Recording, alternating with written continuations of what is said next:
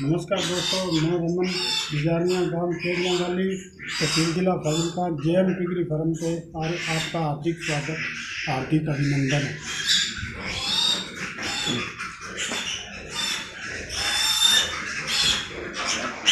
ये सर मेरा फार्म है।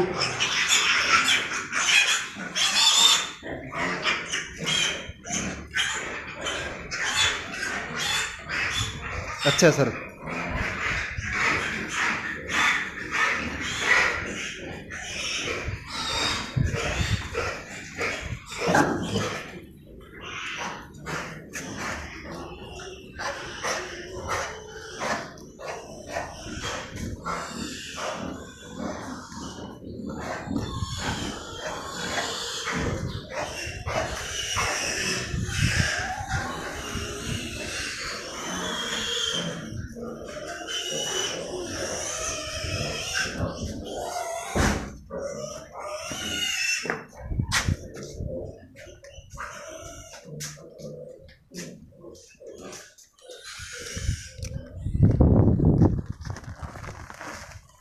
बस भाई चला दी।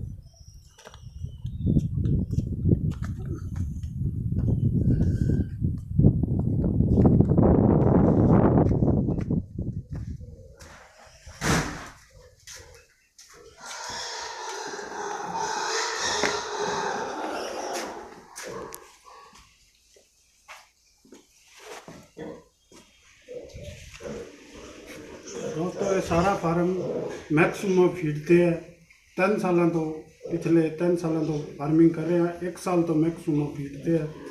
बढ़िया रिजल्ट है। बच्चे तुसी वेख ही ले, शाइनिंग वगैरह की कोई कमी नहीं है। यार गड्डी आई खड़ी है।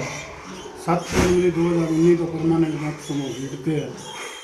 तो दोस्तों मेहरबानी करके चैनल को वध तो वध सब्सक्राइब करो, शेयर करो, लाइक करो। धन्यवाद दोस्तों।